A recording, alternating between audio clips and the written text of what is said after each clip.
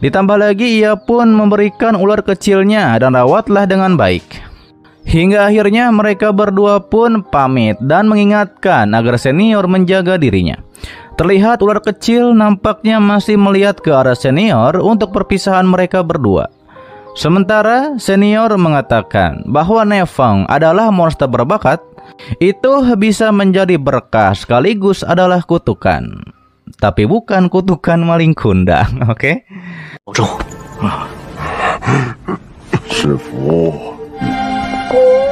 Sementara itu berpindah ke tempat Xiao Tian dan para anggota klan naga yang sedang menunggu di sebuah pohon. Salah satu dari mereka yang tidak suka dengan manusia.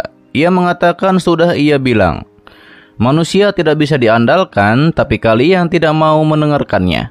Ditambah lagi ini sudah beberapa hari dan mereka masih belum muncul. Direspon oleh Xiao Wu, mungkin Nefeng dan yang lainnya mendapat masalah. Namun direspon oleh anggota klan naga lagi.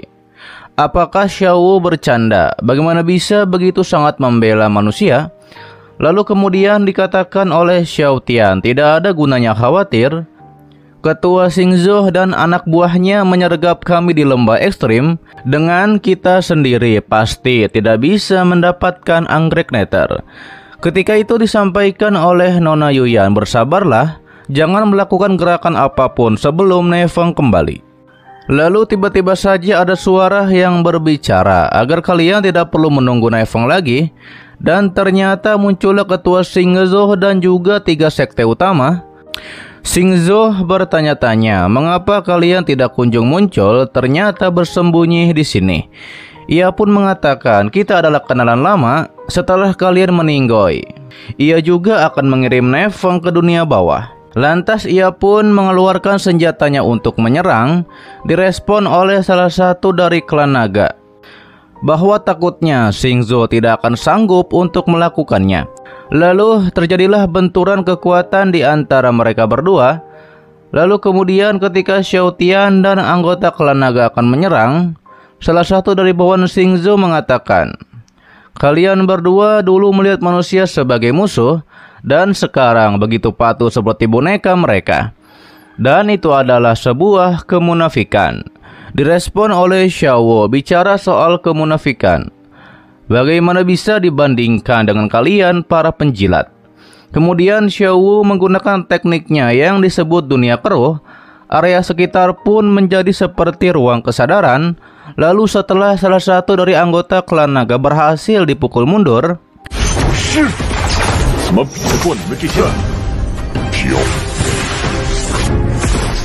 bawahan dari Xingzhou itu pun menggunakan tekniknya, yaitu harimau putih, yang ia sebut harimau putih mengguncang dunia. Ia pun berubah menjadi harimau putih. Xiao Wu mencoba untuk melawannya, namun pada akhirnya ia pun terpental oleh harimau putih tersebut, yang membuat tekniknya pudar. Lalu kemudian Xiao Tian juga ikut membantu pertarungan. Dikatakan oleh bawahan dari Xingzhou, sebaiknya khawatirkan masalah sendiri daripada orang lain.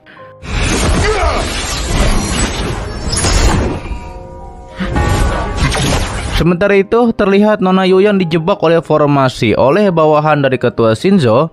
Padahal tadinya Nona Yuyan akan menggunakan teknik pedangnya. Kembali kepada Xiao Tian yang dipuji oleh salah satu dari anggota kuil Hao Tian yang adalah anggota sekte Serigala Darah. Ia mengatakan bahwa anggota sekte pedang mistik memang hebat. Xiao Tian berterima kasih atas pujian tersebut. Namun justru anggotanya itu sangat marah dan meledakkan kekuatannya, dan ia akan memotong Xiao Tian menjadi beberapa bagian. Ia pun menggunakan teknik serigalanya untuk menyerang. Lalu kemudian Xiao Tian menggunakan teknik pedangnya juga untuk menyerang. Akan tetapi pada akhirnya Xiao Tian lah yang terpukul mundur oleh serangan dari serigala itu. Meski begitu ia pun bangkit kembali untuk menyerang.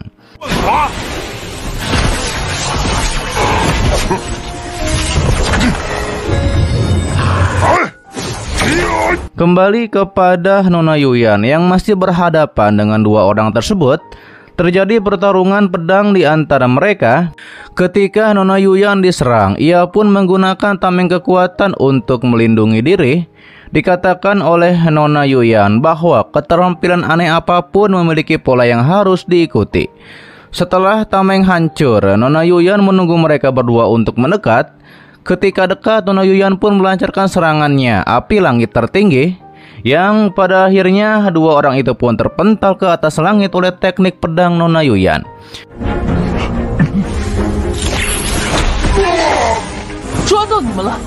Sementara itu kembali kepada ketua Shinzo yang bertarung dengan anggota klan naga. Ia pun meremehkan, hanya 2 ikan yang tidak berguna, jangan terlalu sombong. Terlihat ketua Shinzo mengeluarkan tekniknya yang adalah 2 harimau yang menyerang. Setelah hal itu terjadi benturan kekuatan pedang di antara mereka berdua. Dikatakan oleh anggota klan naga, setelah bertahun-tahun, ternyata ketua Shinzo masih menyukai teri kotor. Setelah hal tersebut, anggota klan naga mengeluarkan teknik 3 naganya untuk menyerang. 2 naga dari serangan itu berhasil dihindari oleh ketua Shinzo, namun untuk yang satunya lagi berhasil mengenai ketua Shinzo.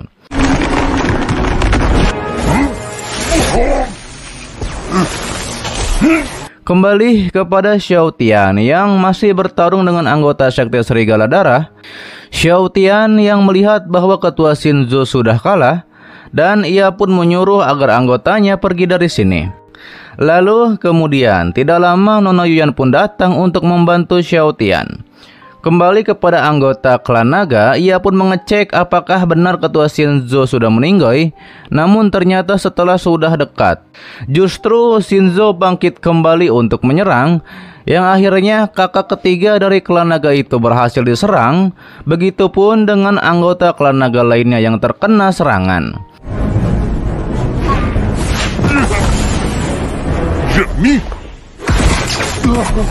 Dikatakan oleh ketua Shinzo, meski telah membuat banyak kemajuan, tapi anggota klan naga tidak begitu pintar. Lalu kemudian ketua Shinzo akan menyerang lagi dengan tekniknya untuk mengakhiri pertarungan. Namun pastinya Nefeng datang tepat waktu untuk menghalau serangan tersebut. Ditegaskan oleh Nefeng bahwa ketua Shinzo yang tidak punya banyak waktu yang tersisa.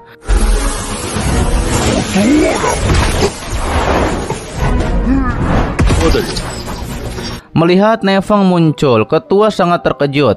Bagaimana mungkin Nefeng sebenarnya telah mencapai ranah tingkat 4? Lalu kemudian Nefeng mengeluarkan teknik naganya untuk menyerang, ditambah lagi dengan teknik pedangnya.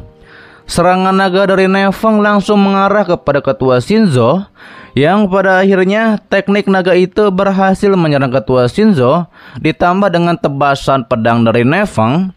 Dikatakan oleh Nefeng, Shinzo seharusnya merasa terhormat dihabisi oleh jurus pedang tuannya.